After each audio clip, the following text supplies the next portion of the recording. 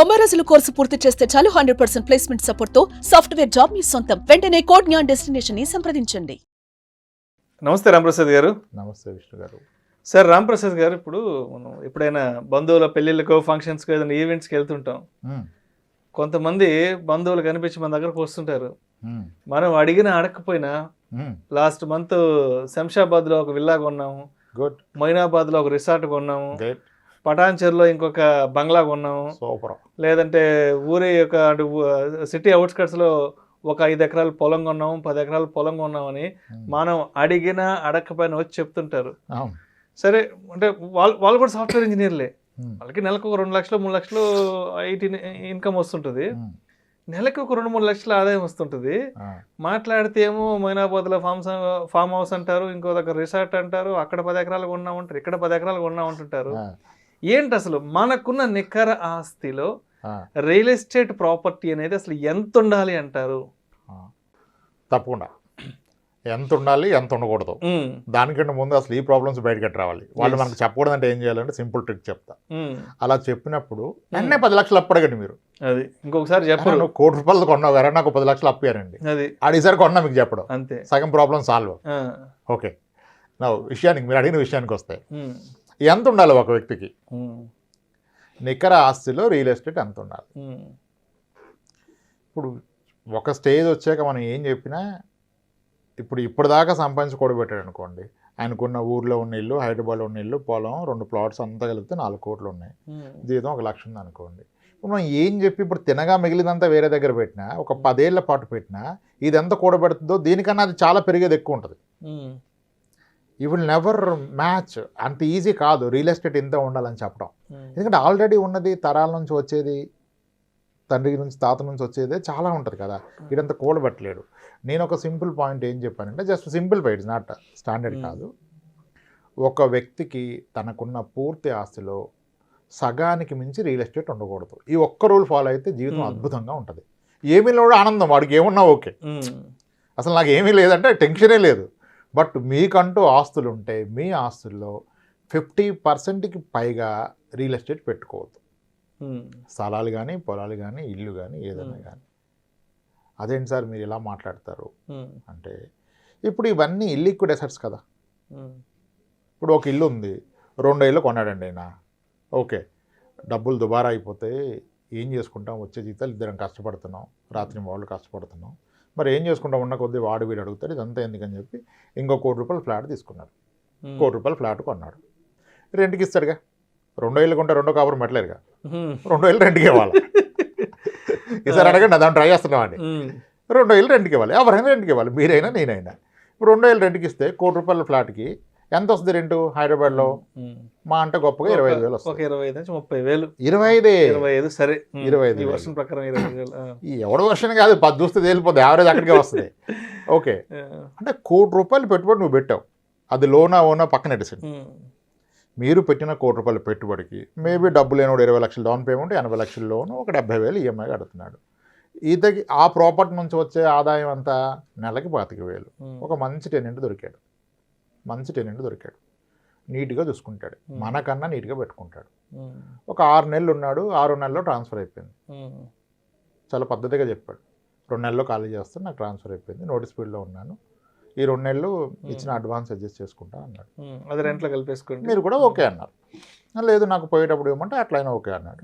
వద్దు అడ్జస్ట్ చేయమని చేశాడు. పాపం ఆయన ఖాళీ చేశాడు, వీడన్నా ఆదరాబాద్ వెళ్ళిపోయాడు చూసుకుందాం ఇల్లు ఎలా ఉందని. అంత నీట్గా ఉంది, హాలు, కిచెన్. తీరా చూస్తే వాష్రూమ్ శుభ్రంగా లేదు.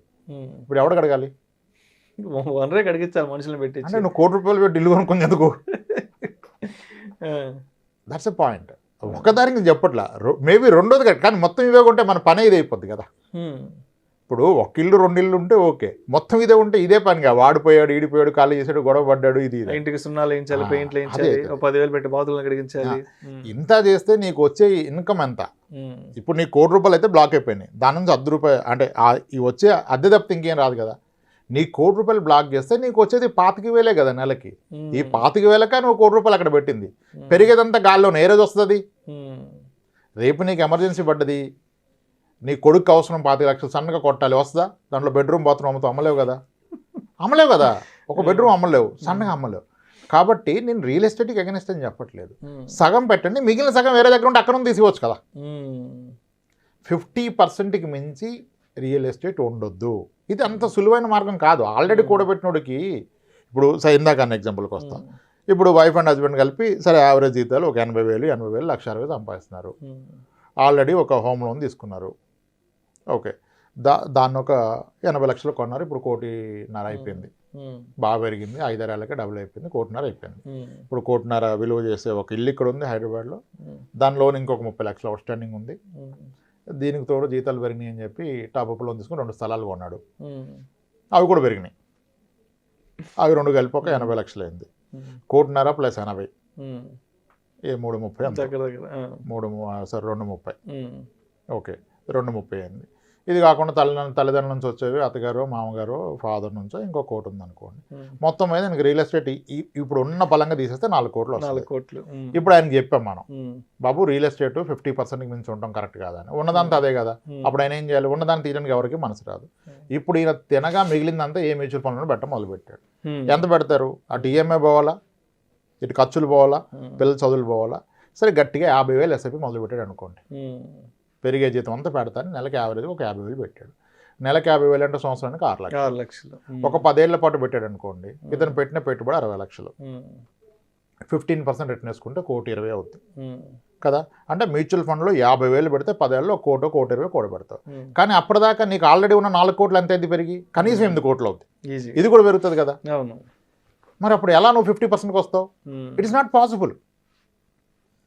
ఆల్రెడీ రియల్ ఎస్టేట్ కూడబెట్టిన వ్యక్తికి నువ్వు ఈక్విటీలోనో ఈక్విటీ మ్యూచువల్ ఫండ్స్ ఏదో ఒక ఇన్స్ట్రుమెంట్లో ఎంత పెట్టినా ఎప్పటికీ దీనికి 50% రాలేవు. సో అంత ఈజీ కాదు ఇది. ఇప్పుడు కెరీర్ స్టార్ట్ చేసిన వాళ్ళు ఈ రూల్ ఫాలో కావచ్చు, ఆల్రెడీ ఉన్న వాళ్ళు ఈ రూల్ ఫాలో కాలేరు. అలా అని చెప్పి ఉన్న దాంట్లో లిక్విడేట్ చేయమంటే మనసు ఒప్పుతుందా? ఒక స్థలం అమ్మాలంటే ఎంతమంది అప్లోడ్ కావాలి? ఆయనకి వైఫ్ ఒప్పుకోవాలి, అత్తమామలు ఒప్పుకోవాలి, అమ్మనాన్నలు ఒప్పుకోవాలి, అన్న తమ్ముడు అందరూ ఒప్పుకోవాలి. వీళ్ళందరూ ఒప్పుకోరుగా. సో అమ్మడం అంత సులువు కాదు. పెరగవచ్చు, పెరగదంట్లా, కానీ అది ఇల్లిక్విడ్ ఎసెట్ అయిపోతుంది.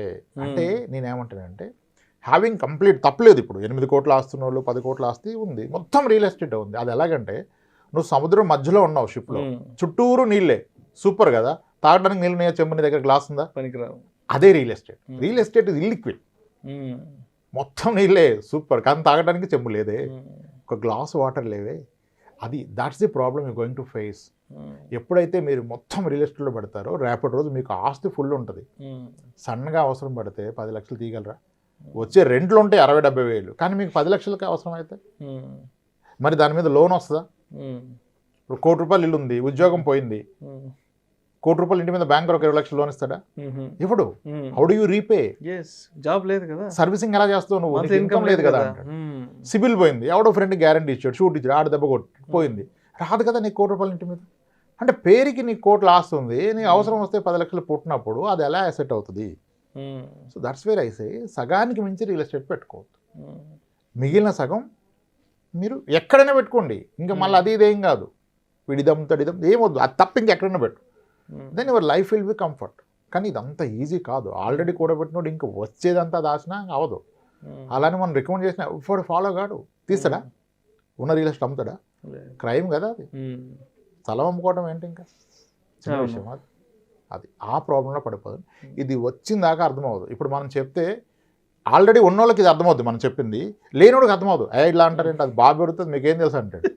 ప్రాబ్లం వల్ల దిగినోడికే కదా దిగినోడు జడ్జిమెంట్ ఇస్తే ఓకే, లేనివాడు జడ్జిమెంట్ ఇస్తాడు. మన ఇప్పుడు నీకేమైనా మాటలు చెప్తారా ప్రసాద్? మనం పోయినసారి అన్నాం కదా, అపార్ట్మెంట్ ఎప్పుడు డిప్రిషియేషన్ కాదని.